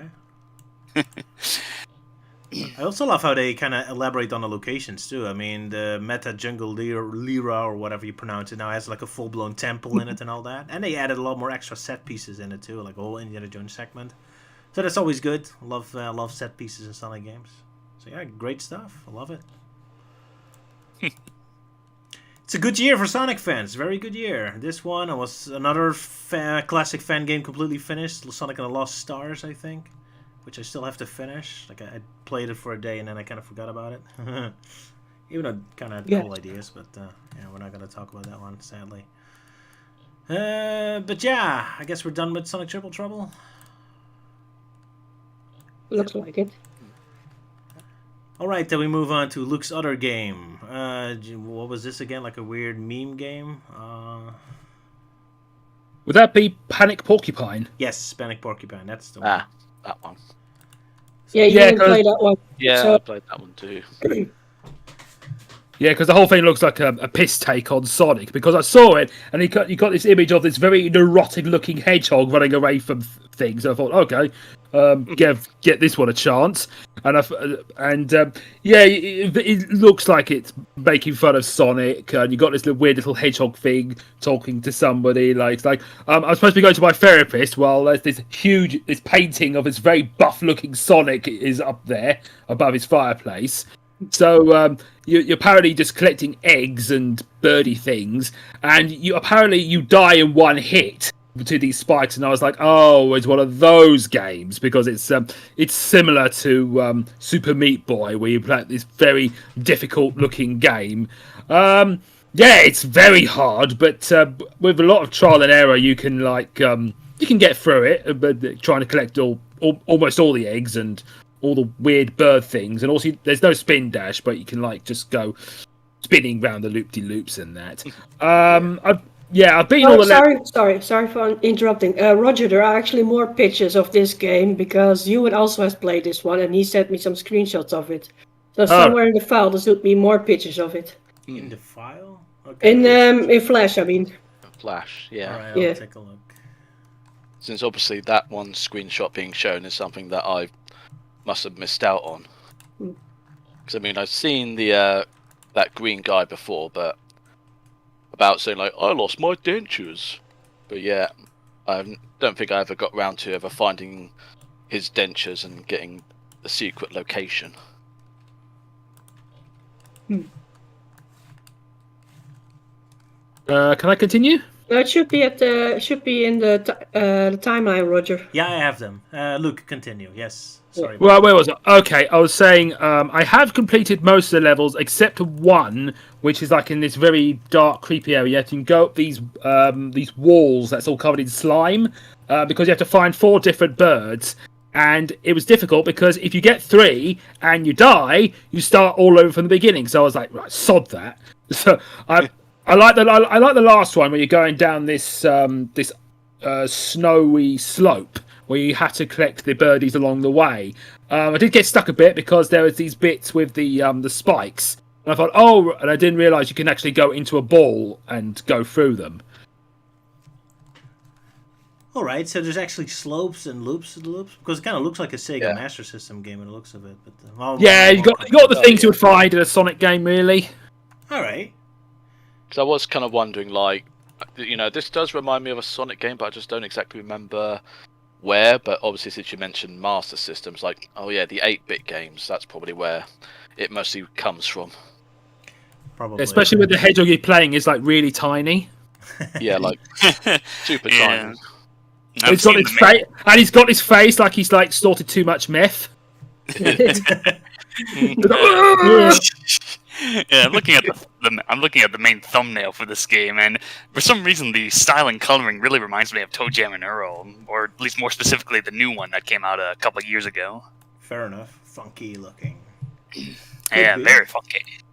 I mean, it does really look like 90s Sega games. I mean, the more Alex Kidd style games. So, not my favorite art style, but it's very colorful. Looks good. But yeah, looking on the screen at in Flash on the right, there's an image that you selected that's not on screen yet, taken out. It has a reference to Green Hill Zone. Yeah, you want to talk about that one? Well, we were planning to show it. At some point. Yeah, you told me to put it in, so I was like, all right, I'll do it. And then All right, Well, yeah, as a hopefully. joke, but I didn't actually play it and didn't have a chance. But yeah, again, that's called Green Hill Zone, of hills that are green, so I guess I have to play it at Yeah. some time. I have no idea what it is. But yeah, sorry, I did not play Hold on. this yet. So I have no idea what this is. I mean, I assume this is the world map and not the gameplay. yeah, it's a world map. Yeah, that one. Yeah. Hills that are green. The hills are alive. The hills that are green. The Color of green. I like the panicked look on his face, like in the mini world. I like the overworld. I mean, But he kind of looks like the character from the last game, the Panicky Porcupine. Is this part of the same game? Yes. Oh, just, it is still just straight up, yes. Yeah, we are still talking about the same game, aren't we? Yeah, we're still talking about the same game. oh, okay. I was confused. I thought it was like a whole different game. no, this is not a different game. I was telling you that's part of. I prepared everything for you to show, and then you go back about somewhere, and then ruining it. No, Roger, this is not a Mario 3 knockoff. We're still talking about the Porcupine game. Yes. Alright. Well, the game has a lot of levels and they're very short, I assume. Yes, because of how difficult they are. Because you have to collect all the eggs. They're optional, but you get you might get a bit of a bonus to collect all of them. But the main option is to collect all the birdies. Alright. Yeah. I don't know what they're called. They look like flickies, but they might operate like chickens or something. Yeah, Of course. I mean, because even in the Steam sort of like a description of it, it's like saying they're like chicken burb or something like that. How is it pronounced? How do they? Provalicus? Oh, him! about Because the he's supposed to be like chicken Eggman, but he looks more like Dr. Wily. Yeah, okay. Proventriculus. Yeah. yeah, With the chickabirds. yeah. Which I kind of almost jokingly were going to compare them to how Roger used to draw chickens back Hey, in chicken! the animations. Oh, that brings back memories. In the IMP time, you mean like the old IMP times? Really yeah, old as well as IMP. Zelda. Speaking of IMP, there's gonna be a new animation, hopefully within a month. Yay! Yay! Yeah, it's about time. Yeah. So, like, is that in time for, like, IMP's anniversary or something? Yep, exactly. About not a big one though, but a Yeah. anniversary. Yeah. Ah. Oh, and speaking of That's funny. anniversaries, yeah, speaking of anniversaries, it was actually the 10th anniversary for Sonic Dissected a couple days back. Yay! Yeah, you so congrats just to got me. off. Yeah. You've made an actual Sonic Dissected. No, not a real actual because Luke wasn't involved. Yes. Quickly. Well, he was. Well, he was there from the beginning when it was branded as Sonic Dissected, but yeah. Fair enough. And actually, I might make a quick follow-up on that video because I forgot a couple details. So, wow, I got 2 videos and a live stream in 1 week. How dare you? Even though I should be working on IMP, yeah. I'll be lazy about it. But yeah, so enough self-flatulizing. Let's move on again. Luke, anything else to say about Panicky Porcupine? No, I pretty much said all I think I want to talk about it. I mean, if you like something that's a bit difficult and has something in a bit tongue-in-cheek towards Sonic, then yeah, give it a go. There you go. What about you, Ewan? Yeah, pretty much as how Luke pretty much said it. If you're into something that's a bit Sonic-y, but also a bit Meat Boy, but not exactly like ball-punchingly difficult, then give it a go. Fair enough. So basically, you're saying it's like a Sonic game if the characters weren't overpowered, like what an actual Cream or Tails would have been like in a Sonic game. Pretty much. Hiya, the Cream and Sonic Heroes. Yeah, pretty much. I mean, they're supposed to be not as powerful as Sonic, even though during gameplay they cheese it just as easy as he does. So it doesn't really translate very well. Oh well.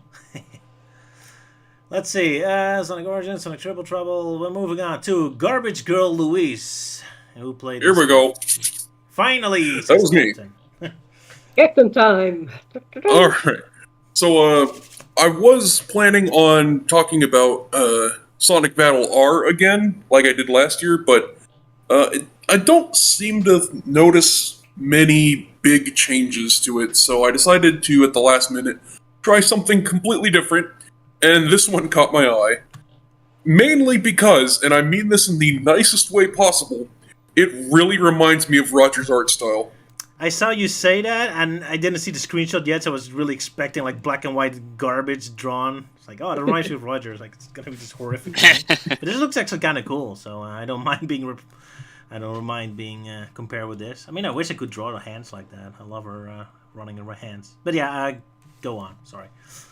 Yeah, so this is a little 2D platformer in the style of Mario 3 specifically. As you can see, the main menu looks a bit like the Mario 3 main menu with the stage and the curtain that comes up. And it plays like Mario 3. It's got like the P meter at the bottom, whatever that is supposed to mean. Meter or something. Yeah, it's a run meter. Basically, when you pick up speed, eventually you can reach top speed, and it in Mario 3 it lets you jump really high and fly with the Tanuki suit. In this one, I don't really see what going at full speed does, other than it makes her do the Orale run with her arms at her side. It doesn't seem to increase her jump height, and there's no way to fly yet. Apparently, that is something that will be added later. Okay. Cool. Yeah, so the story of this game is Minister Mole, for some reason, is kidnapping all of the raccoons in the city. For some reason, they're trying to do experiments on them or something. I don't quite remember. And there's only one raccoon in the city that is apparently perfect, and it is Luis's pet raccoon, Rocky, because it's been pampered its whole life. So yeah, they steal that, and so she goes off to try and rescue her pet raccoon, and she fights moles along the way. And what's really funny is, like, you jump on them like Mario normally does, but there's also a flower you can find. It's a rose, as like a reference to Mario's fire flower, and it gives her access to a magic missile, which just makes enemies explode in like bloody mess, and it's just completely out of nowhere. It's so funny. It goes from Mario 3 to Brutal Doom in a second. Yeah. You know what's really great is, like, the demo comes with memes. There's just some image files you can open up, and then one of them is this comic where she's pointing her wand at a mole and says "skill issue," and then just completely obliterate it. Yeah. It goes all Havana Kedavra on it. Exactly. Enemies. It's the humor in this game is pretty good. There's like in the second level, there's subway level, and there's all these posters on the wall, and they'll say silly things like, quote the Raven, "You win some, you lose some."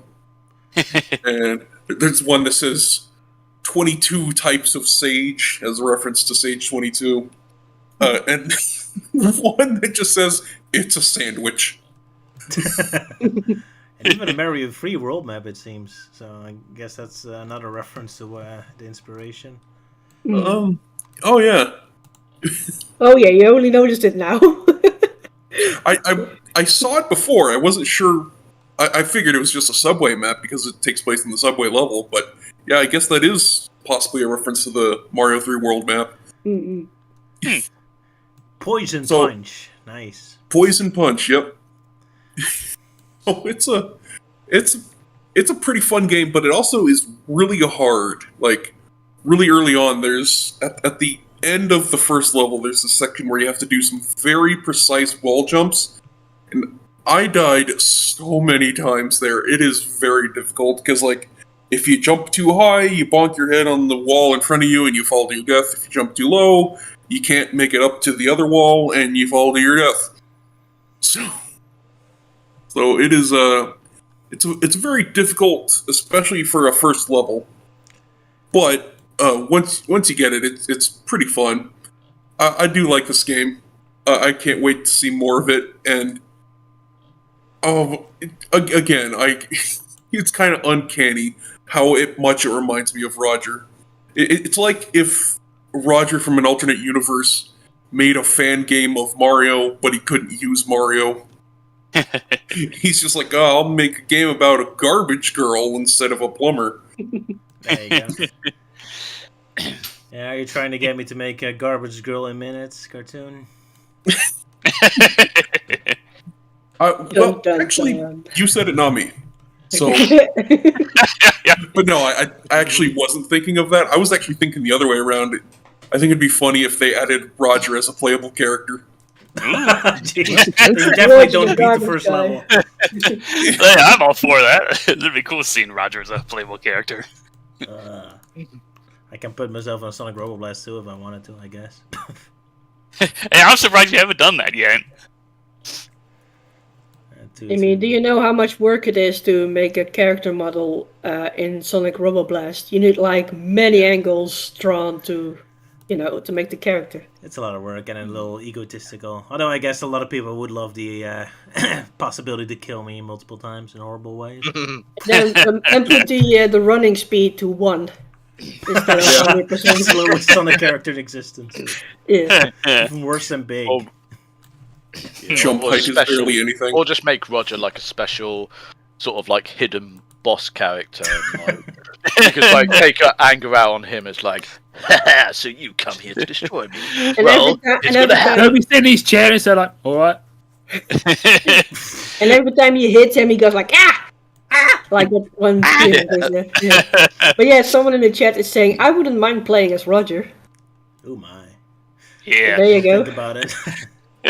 Like now I'm just thinking like if there was this like Sonic Dissected fan-made games like play as Roger and Luke, rescues the guest characters and fight off enemies, and like the final boss is like a manifestation of Green Hill Zone as a monster.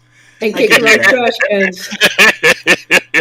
I can see myself in it, but hatless, because I can see like wearing a similar hat to Luke the Fox, and I was like, give me back my hat. Oh yeah, cool. And then you have your sword back. Yeah, he'd have the sword. Yeah. So it'd be like and I turned into like this big badass warrior using like all these moves on it. Yeah, so like it would start off with Roger and Luke, and then later you unlock Captain Theory as a playable character. I'm talking with one guy who's more into programming Sonic Robo Blast too, and he actually can make a character do wall jumps. So I think I'll just give Luke the wall jump ability. That'll be cool. Nice. And just bouncing across over walls. I'll just hit into a wall and fall over. That'd be funny, yeah. I should ask that. Oh yeah, going like Mario 64 logic. It's like, you just hit it and not like slide down. Oh! But then I have to have like an actual face plant. He actually just flat on the ground and just lays there for 10 seconds before he gets up. It's the worst really character in existence. anime-like, yeah. Everyone's gonna hate playing as it. Ruining games, my specialty. Well, actually, there's someone saying again, like, oh, now I want to play that so badly. So it is popular, so... Hey, look, why not make a dissected fan game? There you go. Yeah, There we go. That'd be cool. Get to kill all our grievances.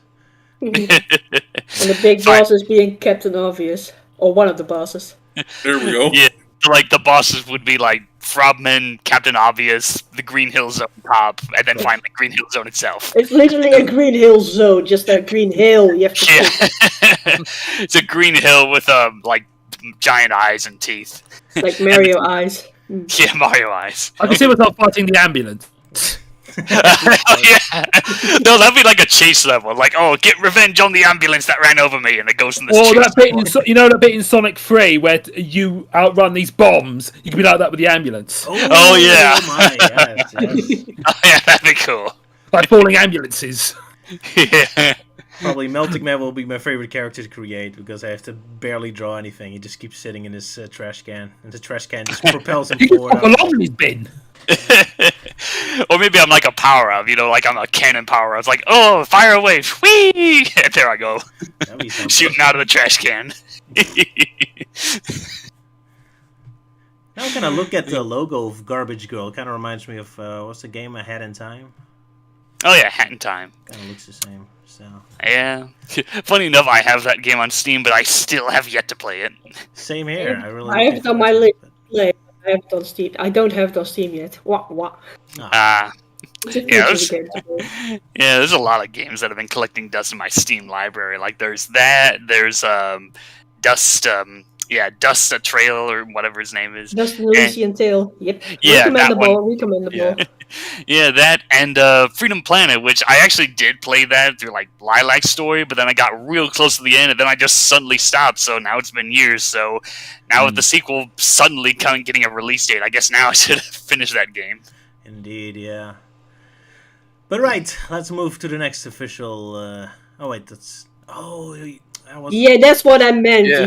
You something. You bag of potatoes. Sorry. Those are the images I prepared.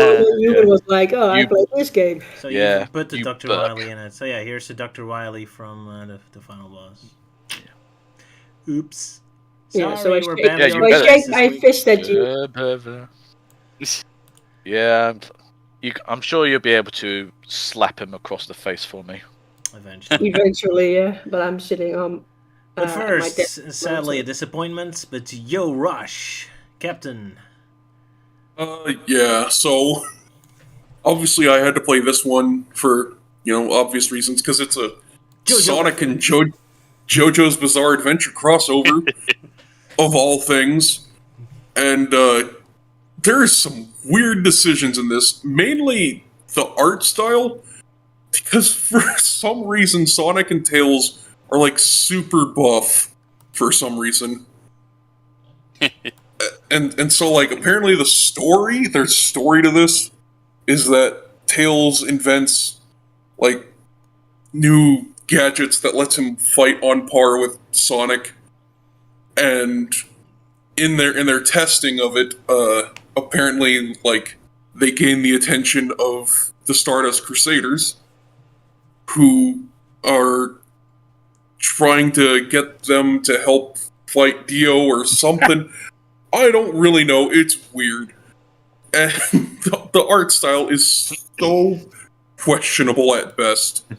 And also very inconsistent, because like Jotaro is in his Part 6 design, but like Kakuin is a different take on his original appearance, and then like they're gonna be adding in Joseph and Avdol later, and Avdol has a completely new design, and Joseph looks like he does at the beginning of Part 3. So their designs are all over the place. There's a JoJo reference in it. The picture that's now on the screen, I think. Yep. Yeah, that is indeed with Sonic in the place of Dio. Again, like in the IDW comic, huh? But then Yeah. but then here he has like skinny arms. Well, in the other picture he has like buff arms. So inconsistency indeed. Yeah. Yeah, that's another weird thing with like the menu there. Like see Sonic and Tails in their outfits, and then you see Belle is a character from IDW Sonic, and with Belle they just recycle like an official image from the comics rather than redesign her, so she just looks really out of place. Guess they And the weren't same- ready for same with- such a- Yeah, and the same with Josuke right next to her. That's also just official art. So, and those characters aren't even like teased for the game yet. So, little Easter egg for the future, I guess. yeah, I guess technically they're both fixing characters. So, I guess they make sense for the settings menu.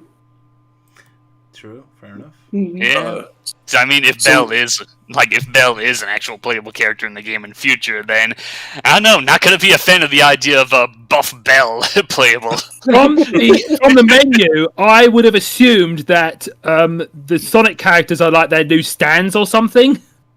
Oh, that would have been interesting. Huh. But yeah, Jotaro and Kakuin do have their stands in this.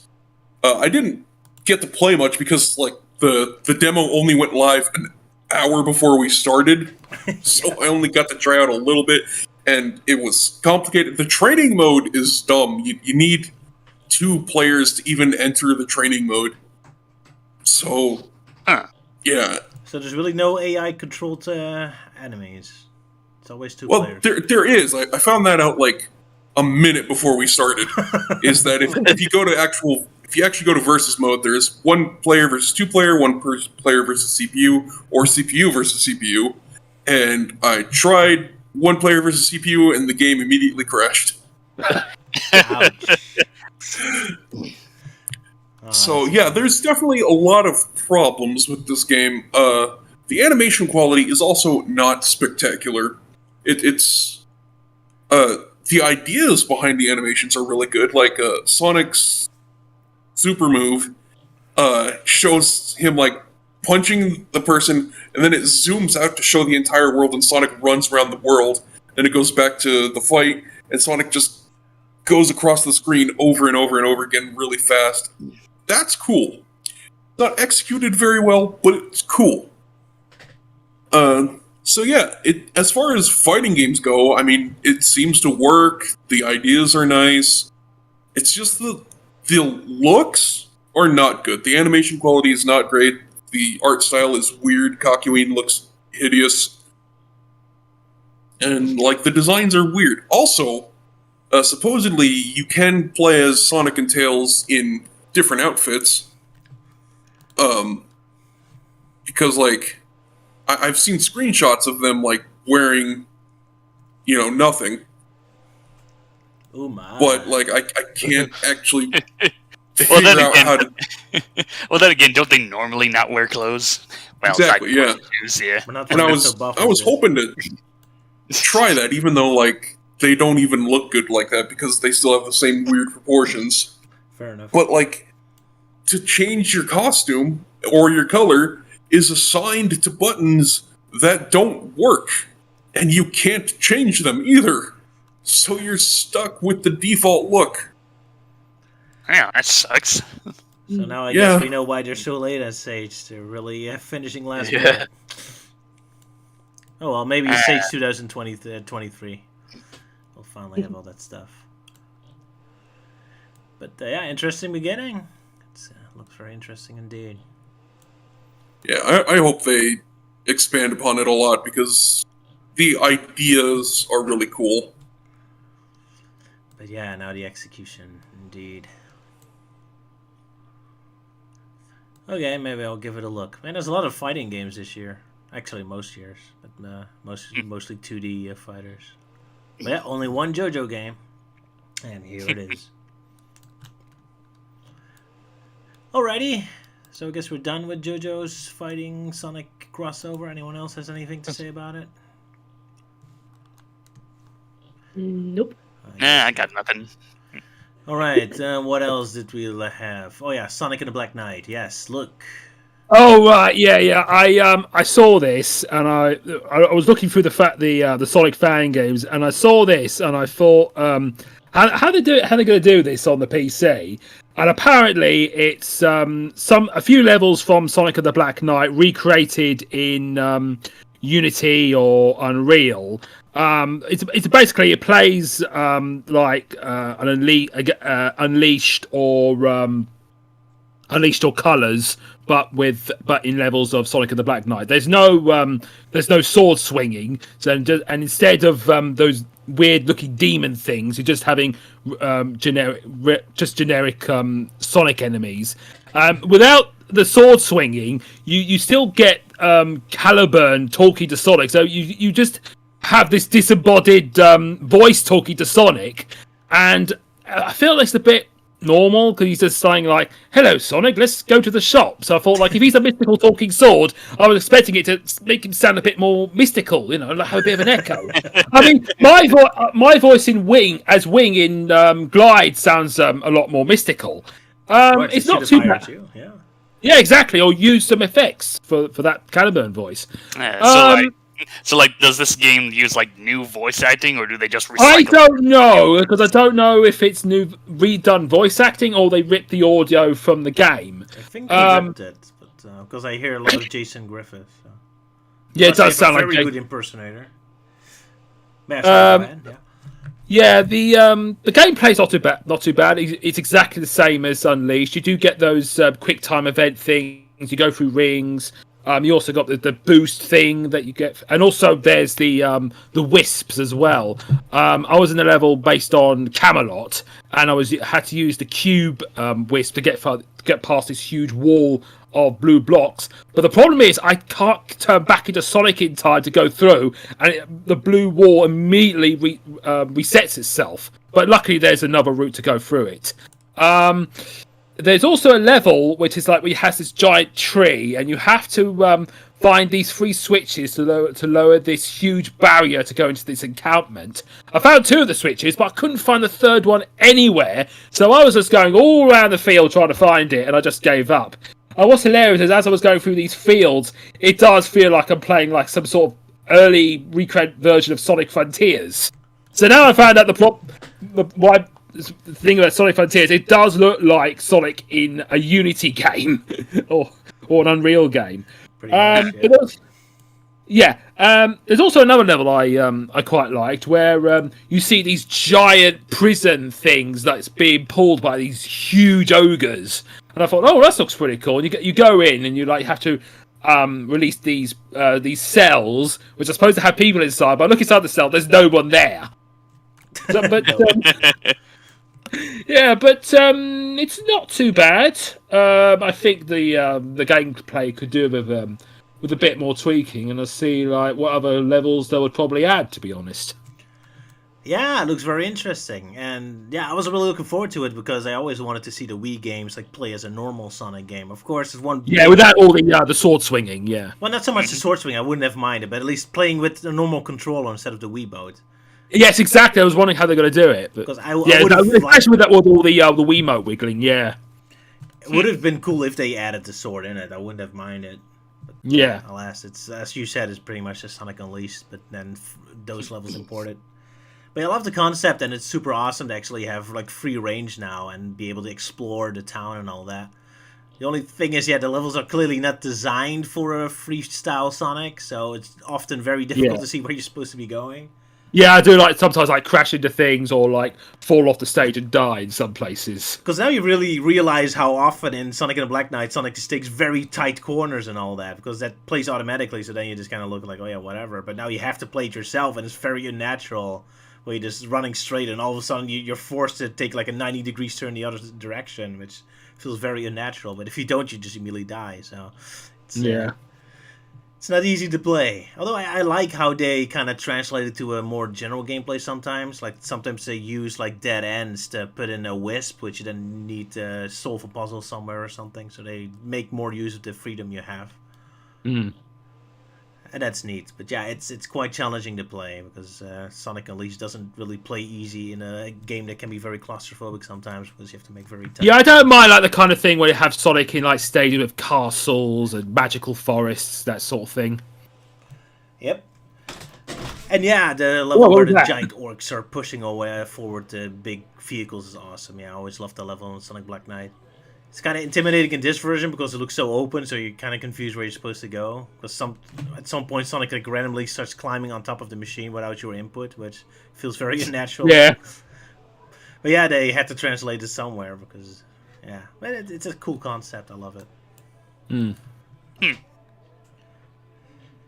indeed, if they want to do new cutscenes, they should hire you for the voice. You'll be awesome voice for the sword. Sorry, I haven't made a Sonic and Black Knight in minutes yet. Well, you kind of did at the end of that Shattered Crystals in minutes. Yeah, that's true. Oh, yeah. Yeah, that is true, yeah. But not a full-blown one. I did have a couple joke ideas, but I haven't had the energy. Yeah, I can't imagine like using it to take the piss out of like the fantasy genre. You could put like Monty Python or various other references in it. I wasn't even planning to, but yeah, why not? Yeah. What is your name? I'm Sonic the Hedgehog. Yeah. I can imagine them doing the scene with the evil killer rabbit, but it's cream. Oh, jeez. Hey, the joke with how many kernels of sand are on this beach? And Sonic just runs off and literally starts counting them because he's so fast. He actually does have the correct number. That'd be something.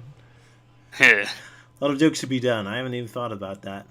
But there are only 30 million sand units in this desert.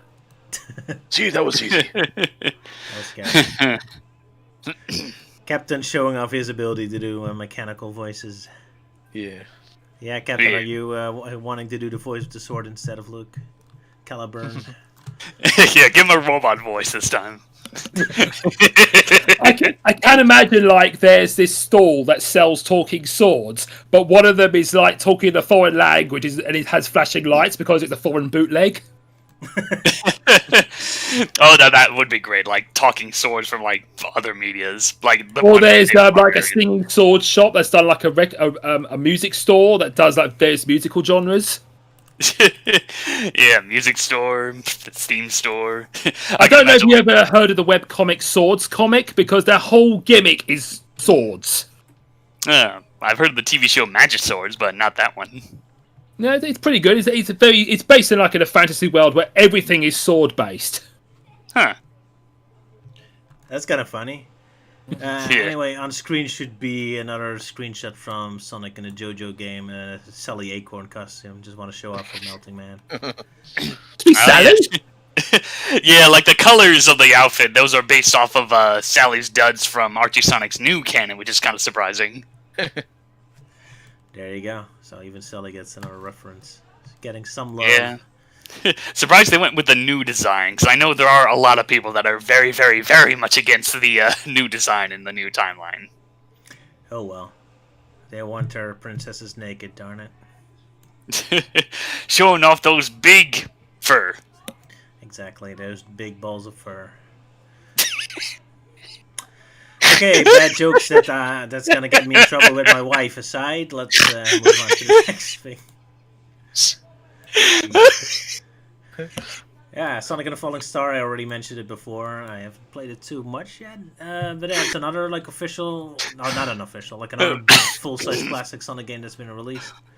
Should I let you laugh first? That was such a bad joke. I'm fine. Did anyone play Sonic and the Fallen Star? Nope. No. Nope. Ah, poor game. That looks so adorable. There's one thing I wanted to say. The second zone is pretty awesome. It takes place on a highway, which is like a location I'm kind of surprised never really showed up much in Sonic, because it sounds like such a natural environment, like a highway of dodging cars and all that. I think before the sequel kind of played with the idea a bit, but here you get like a full-blown highway stage. I love that idea. That's all I wanted to say about it, I guess. I still haven't played the game in full. Need to give it more of a chance. But yeah, like I said, for classic Sonic fans, a lot of good stuff. You're not getting your Sonic Mania 2, unfortunately, but the fan games are they got your back. One important question about this game, though. Yeah? Does it have a Green Hill Zone? No. So that's another good news. I mean, not I haven't finished the game yet, but well, like you see, the first level is more like hilltop zone. Reminds me of that. Green Hilltop Zone. Green Hilltop zone. I'll forgive it for that. All right. There you No go. more questions. The most important question of all. I like the sign in the background that just says frog. Frog! It's not as good as sandwich, but it'll do. Maybe just Big the Cat's way of looking for Froggy. It just hires a big neon sign. Has anyone seen Frog? Frog. Because he couldn't afford the Frog. extra G and Y. Yeah. Sounds kind of funny, Big the Cat just saying Frog instead of Froggy. Yeah. Frog, my kind of son. I love fucking frogs. I don't want to know about that. No. There's two ways you can interpret that sentence. Indeed. Oh, Froggy. Oh, dude. Oh, Froggy, so slimy and small. Okay, that's enough of that. Very much enough of that. Okay, I'll drop it Moving now. on, moving on, moving on, Yeah. moving on. Gotta move Before on. this video gets demonetized. Wait, are these videos monetized? Oh, crap. Inconceivable! Well, it's Yeah, it doesn't YouTube. matter. Yeah, the only other game I wanted to talk about maybe was Spark Free. I should have been talking about that last time. I didn't get a chance. But before we go, is anyone else had something to say about Sage? Because this, I guess we moved away from Sage now. I think we had all of them now. Or did I skip? think so, Yeah, yeah. yeah. Also, I think we just got an extra like after the whole froggy bit just now, because I suddenly saw an extra thumbs up going from 9 to 10. So that's worrisome. Yeah. Well, I guess we know what the audience likes. Fucking frogs. fucking Yeah. frogs. Frog, eat what's for dinner. Tune in for our next live stream, Frog Triple X Edition. Oh god. I'm not joining that one. Really showing off those frog legs. Mm. Kermit Okay, would be proud. Sparkly. Sparky, what was the game? I forgot. Roger? Gee, now I barely remember what I was going to say. Anyway, did anyone else play this game? No, I haven't gotten around to the Spark the Electric Jester games now. Well, it doesn't contain any frog legs, so we're safe here. No, fortunately not. No. But yeah, so this is pretty much the 3D Sonic, and it's pretty awesome. I think we've talked about Spark before on the stream, but it was before Spark 3 was released. I just wanted to say I really love how like the setup of this game is now, because first there were just 14 like giant stages in the Spark 2, the 3D one. Now they have like 8 big stages, but a lot of smaller bonus stages there, which actually have like different level designs and all that. And like with Sonic, where it's just the same levels, but the elements kind of reshuffled. There's actually full blown levels, so I absolutely love that structure, because you have like the big levels where you can just go all out, and then you have like smaller missions where you just get little bite-sized bits of action, which makes, I don't know, that feels better to me. I guess I kind of like the idea of little levels, but man, I'm kind of out of it now. I barely have anything to say about this. I enjoyed it. I recommend it, I guess. If you love Sonic Unleashed Eggman world, you're gonna have a great equivalent in this game, because you do have a huge marathon final stage, even with bosses included. So if you love a big challenge, there you go. The rest of the game is relatively easy.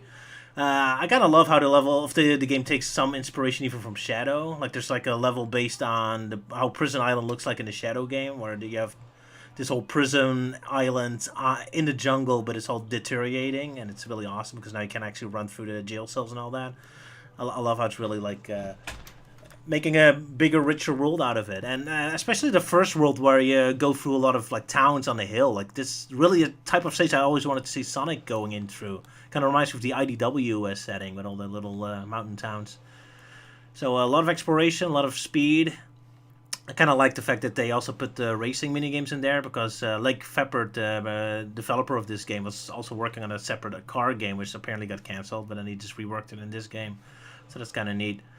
I also love, some levels have a lot of like little more extra context to it. For example, there's one level that's based around a big protest.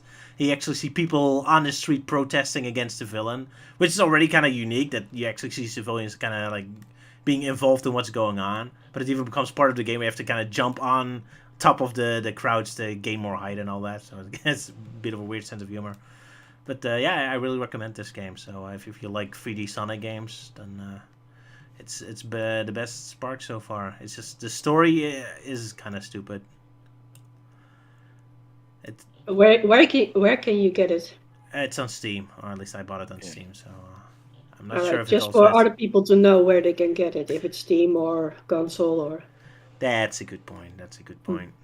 Yeah, the story still has the same problem, that it doesn't really know what tone to go for. I mean, on one hand, it wants to be very cute, like it's a Kirby game, but then the story is as dark and bleak, like a Mega Man X game, basically. But at the same time, all the characters constantly act like they're just annoyed teenagers who will constantly go like, whatever. So it really is like 3 tones bouncing into each other, and as a result, I'm not feeling the game. Oh well.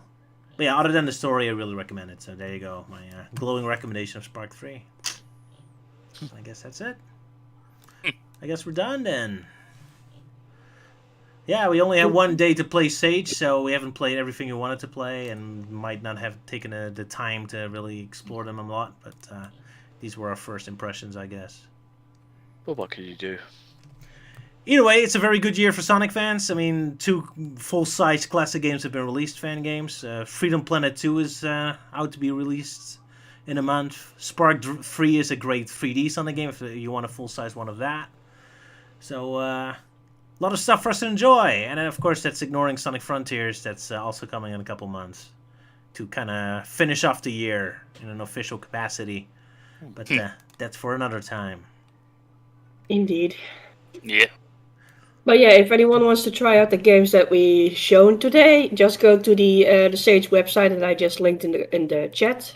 It's all for free. Most of them are easy to install, except there are a few exceptions that you need to mess about with mods like the Super Cream 64.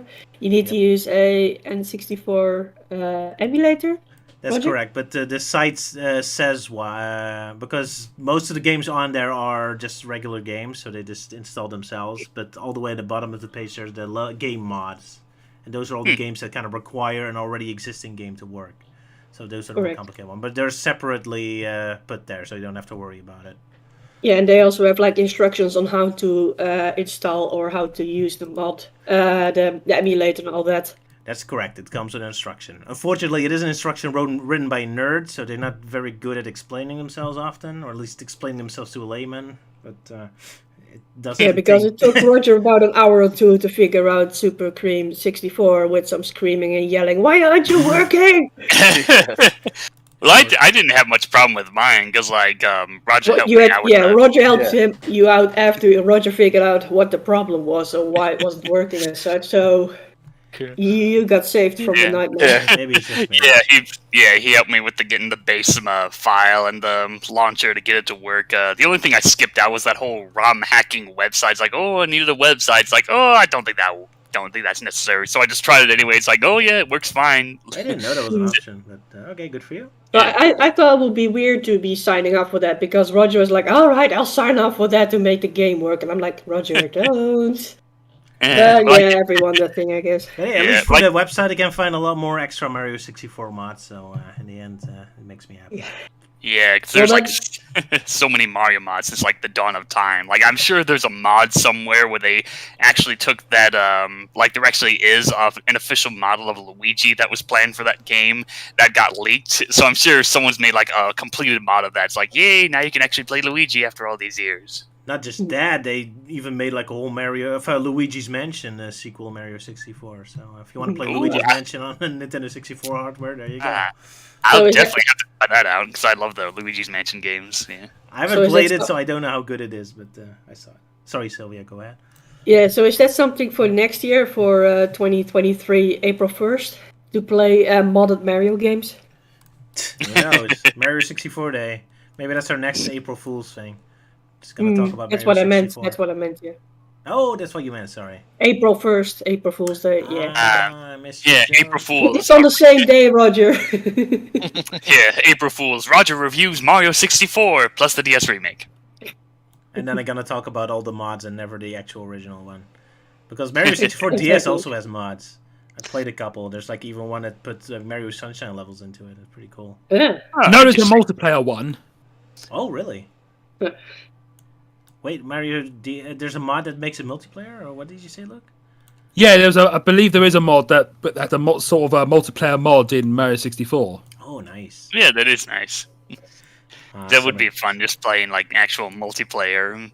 Because the character roster in game is the one thing that always threw me off. It's oh yeah, Mario and Luigi and Yoshi are going, and then suddenly Wario shows up. Okay, if you needed a power character, you could have at least used Donkey Kong or something. Wario just feels random. Good point. I think Donkey Kong will be a lot more random to use than Wario, though, because Donkey Kong is a different. I think they used Wario because they wanted to keep the cap concept, because that's the whole idea. But on the cap, and then you turn into one of the capped characters, so that only. So Yoshi's the weird one. Yeah. Unless they end up using a tie. Oh yeah, a tie, DK tie, just to transform. Yeah. There you go. Well, then they should have replaced Yoshi with Waluigi. They should have. Waluigi is great. Yeah, Waluigi time. Exactly. There you go. Well, I'm sure there's a mod for him somewhere too. I mean, he's popular enough, so probably. Yeah, because in the multiplayer mod, you could have up to 24 people. Oh wow, 24, jeez. How the hell does that work? Yeah, I'll show the link for it.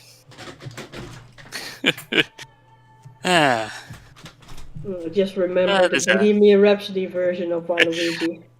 This. Yeah. Oh, a 64 Rosalina. That's cute. Yeah, I love Rosalina. Yay, Star Mom. With a lot of twins. Or triplets, actually. Wait, 1, 2, 3. Yeah, triplets. Oh yeah, Mario triplets. Oh, it's Mario, Mayo, Mario, Mayo, and Malarkey. Malarkey. Yeah. Oh well. So, guess we're done talking about Sage. Seems like it. I guess for now, at the very least. All right, Yeah. maybe next stream we add a little bit of extra if we have more time to play. But for now, this is it. So next time we're going back to Fleetway and Sonic X. I hope. And hopefully show off that thumbnail that I've been working on for like weeks ago. Oh, Sorry, no. buddy. Uh, Hey, at least I showed it off on my latest site, the Sonic Dissected, so people did get a little bit of a. yeah. Well, that was the anniversary pic. I'm talking about the other thumbnail that I made for the Sonic X episodes. Oh, right, sorry. Yes. Yeah. There are so many thumbnails. Ah. Thumbnails everywhere. But this time we're doing the 80s style with the most horrific 80s fashions I can find. Did I say Yeah. horrific? I mean awesome. I love it.